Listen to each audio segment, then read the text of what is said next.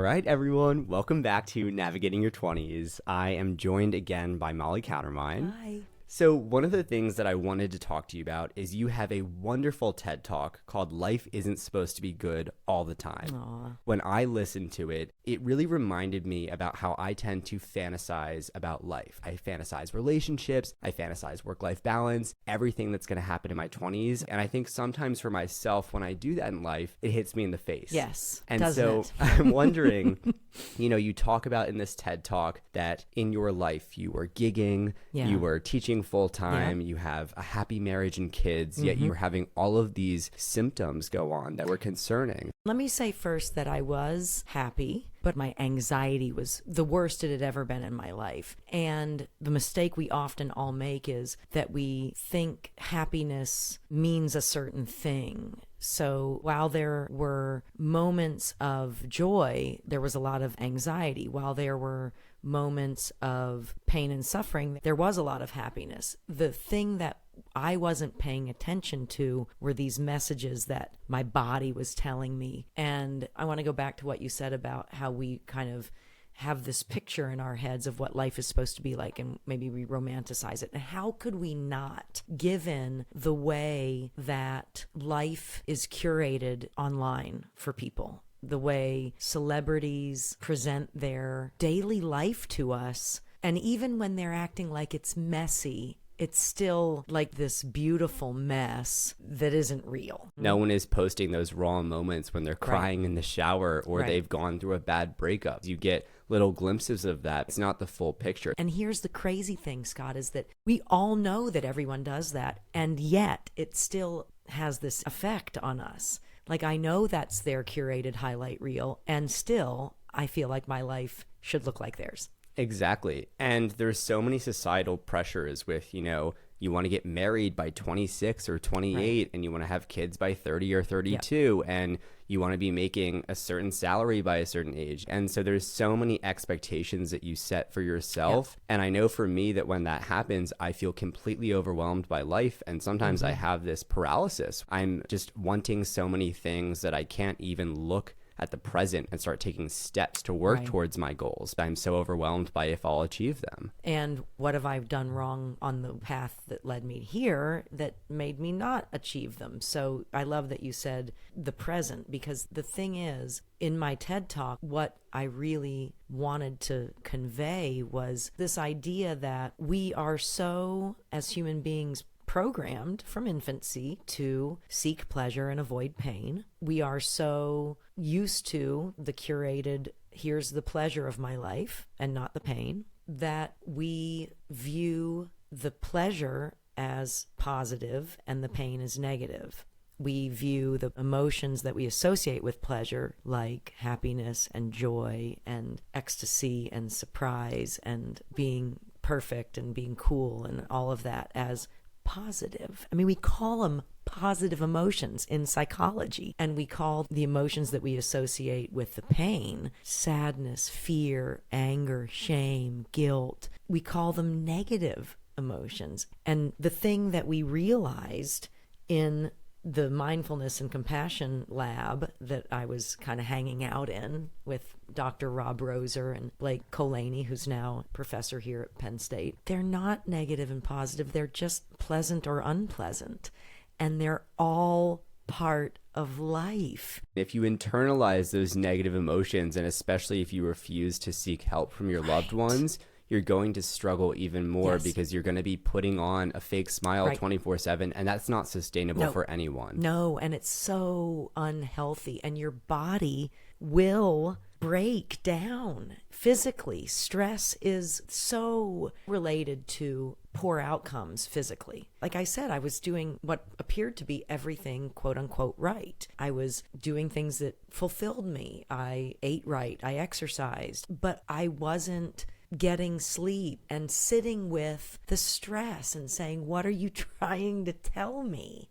Stress. I was trying to avoid it by doing more And I'm wondering, when we think about our 20-something years and there's going to be so many life transitions that we're navigating, whether you're moving to a new city, a new job, maybe you're dating a new partner. Friends. Exactly. I mean, dealing with family, aging, there's so many different obstacles we're going to have to face, and they're going to present a lot of difficulties for us. So when you're pairing these happy activities with these difficult challenges, do you have any advice for accepting that as a reality and living life based on the reality of it rather than the fantasy? Yes. Two things come to mind. When you notice an emotion that is unpleasant, instead of bracing against it or running from it or ignoring it or shoving it down, lean into it. Ask it why it's there. What are you trying to tell me? What's the message here? Which leads me into the second thing, which is this. Stress is part of life. Pain is part of life. Growth comes from those moments, and it's not a coincidence. We have stress around things that are important to us. So you can sort of twist the narrative of saying, oh, I'm fortunate to have this stress because I have all these things I care so much about. Exactly. And one of the biggest things I've personally learned in therapy is that I'm a major perfectionist. I'm afraid of failure. Same. And what my therapist has helped me with is learning how to reframe these situations as growth opportunities and learning outcomes. And things that are important are hard. Yeah. It's hard to be in a long-term relationship. It's hard to raise children. It's hard to have a best friend, which means there will be stress involved in those things. If they were easy, they wouldn't be as stressful. Exactly. So what I'm wondering for you then is, you mentioned you're a full-time professor, you have a happy marriage, you have 3 wonderful kids, and you also gig all the time and performing downtown in State College. So I'm wondering, with your busy schedule and with everything going on, along with the challenges that you've been open about, how are you finding meaning and happiness through the difficulties that life presents? I will tell you that there are habits that I've incorporated into my daily life that make my ability to reframe and to listen to the less pleasant things that happen in life a lot easier. Some of those things are daily meditation. It might just be 3 minutes. It doesn't have to be 45 minutes of sitting still. It might be a walk alone. There are many contemplative practices that allow us to, just for a few minutes, be in the moment. I see a therapist. I have a team, my husband calls them the village. It takes a village to keep Molly healthy. This team I've assembled to kind of keep me honest and on the path that I know I want to be on. And that doesn't mean I'm doing this kind of thing every day. It means I have found a balance in my life of taking care of myself, allowing others to take care of me, doing things I love, and paying attention to when my body needs a break. I get more sleep now than I got during all of that time leading up to when my body finally just said no more. So there's some things that are logistical and some things that are psychological, and it's going to be different for everybody. The biggest thing I would say is pay attention to your physical and emotional body, because they're not separate. They're together, trying to keep us healthy and safe. One of the reasons I'm starting this podcast is to be realistic when we're talking about our 20s and to accept the different challenges that will present themselves and to talk about it through a growth-oriented mindset and really reframing everything into, this is what's going to happen, and let's talk through strategies. And what you mentioned is so important, being able to have a therapist, have loved ones that support you through all of these challenges, because at the end of the day, that's what's going to get you through it. You always say that we're not meant to go through life alone. Nope. And it's so important to utilize your support systems in life, but especially during your 20s when you're navigating so many different things that you've never done before. You leave the bubble of college and suddenly, in a way, you're on your own. Even if you're living at home, it's different. It is. And it's so important to just accept that you are not meant to go through it alone. No, and that part of care really is accepting care and asking for help when you need it. Being human is not an easy thing. It's hard and messy and beautiful and all those things that I talked about at the end of my TED Talk.